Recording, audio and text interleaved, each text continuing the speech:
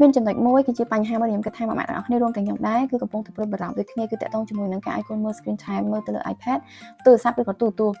យើងដឹងហើយថាការមើល screen time ច្រើនពេកគឺធ្វើឲ្យប៉ះពាល់ដល់ការលូតលាស់របស់គាត់ហើយក៏ដូចជាគ្រូក្បាលរបស់គាត់រឿងនេះអ្នកណាក៏គាត់ដឹងដែរប៉ុន្តែវាដោយសារតែតាមកលៈទេសៈដោយសារយើងអត់អាចមានពេលវេលា24ម៉ោងក៏គ្រប់គ្រាន់នៅក្នុងការមើលគាត់ទាំងអស់មិនឲ្យគាត់មើល screen time សោះហើយដោយសារតែពេលខ្លះយើងត្រូវការរៀបចំផ្ទះពេលខ្លះក៏យើងត្រូវការតកតជាមួយនឹងមុខរបររកស៊ីយើងត្រូវការឆ្លៀតពេលខ្លះក្នុងការឲ្យគាត់មើលម្យ៉ាងវិញទៀត screen time មិនមែនថាអាក្រក់ទាំងអស់ហើយក្មេងខ្លះគាត់អាចមើល screen time បានក៏គាត់មានចំណេះជំនាញនៅលើបច្ចេកវិទ្យាខ្លះដែរគាត់មិនមែនអត់ដឹងសោះតែអ្វីដែលសំខាន់នៅក្នុងការមើល screen time គឺត្រូវទាមទារឲ្យម៉ាក់ដើម្បី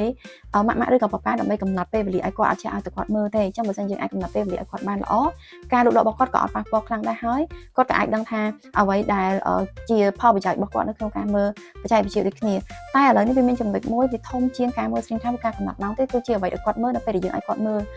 ទូរស័ព្ទ iPad ឬក៏តកតជាមួយនឹងទូរទស្សន៍គឺក្មេងឥឡូវគាត់អាចចេះចេះ search ចេះនៅក្នុងការចុចមើលអ្វីដែលគាត់ចង់មើលពេលខ្លះយើងប្រាប់គាត់ថាយើងគាត់មើលនេះកូនត្រូវមើលនេះប៉ុន្តែពេលយើងដើរចេញបាត់យើងអត់ដឹងថាគាត់នឹងមើលអីអញ្ចឹងចំណុចនេះគឺចំណុចសំខាន់ហើយជាចំណុចមួយដែលជាបញ្ហាសម្រាប់ខ្ញុំដូចគ្នា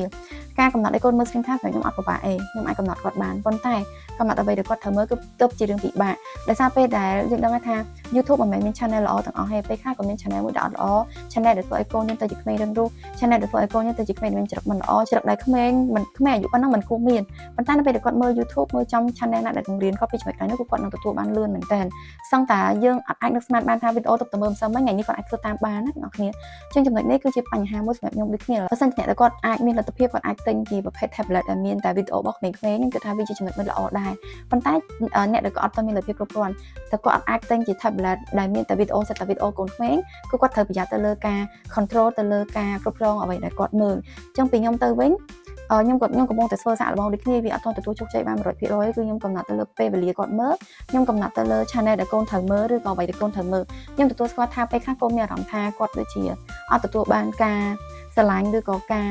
ផ្ដល់ឲ្យគ្រប់គ្រាន់ពីម៉ាក់ឬក៏ប៉ាប៉ាដោយសារតែគាត់មើលគឺគាត់ត្រូវកំណត់អ្វីដែលគាត់មើលគាត់អាចមើលតាមចិត្តគាត់ចង់បានទេប៉ុន្តែសម្រាប់ក្មេងអ្នកខ្លះជឿទៅគាត់នឹងមានការត្រឡប់មានន័យថាបើសិនជាគាត់ធ្លាប់មើលវីដេអូណាក៏បាននៅពេលដែលគាត់ចាប់ផ្ដើមផ្លាស់ប្ដូរមកមើលវីដេអូណាដែលយើងឲ្យមើលឬក៏អ្វីដែលយើងឲ្យមើលតែប៉ុណ្ណឹងគាត់នឹងមានអារម្មណ៍អត់សប្បាយចិត្តទេភ្លាមប៉ុន្តែបន្ទាប់ចាប់ពីមួយអាទិត្យពីរអាទិត្យឬក៏យ៉ាងយូរមួយខែគឺគាត់នឹងលែងមានអារម្មណ៍នឹងទៀតហើយដោយសារគាត់ចាប់ផ្ដើមស៊ាំជាមួយអ្វីដែលគាត់ត្រូវមើលគាត់នឹងដឹងហ្មងថា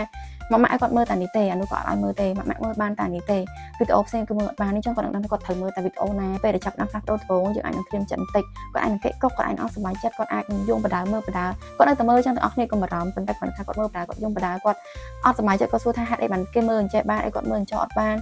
ហេតុអីគាត់មើលវីដេអូនេះអត់បានអីគាត់មើលវីដេអូនោះបានចឹងយើងអាចហត់ក្នុងការបកស្រាយហេតុផលគាត់ច្រើនបន្តិចប៉ុន្តែបន្ទាប់ពីយើងហត់នៅជំហានដំបូងនឹងហើយយើងនឹងអាចដឹងថាកូនយើងនឹងមិនទទួលបាននៅ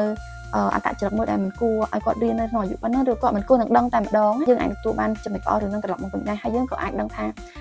យើងអាចកំណត់បានទាំង screen time របស់កូនទាំងពេលទាំងអ្វីដែលកូនត្រូវមើលវាជាចំណុចមួយដែលល្អសម្រាប់យើងដូចគ្នាអញ្ចឹងខ្ញុំសង្ឃឹមថាម៉ាក់ឬក៏ប៉ាប៉ាចាប់ផ្ដើម focus ទៅលើរឿងហ្នឹងដែរបន្ទាប់ពីការកំណត់ពេលវេលាគឺកំណត់ទៅលើអ្វីដែលកូនរបស់យើងត្រូវមើល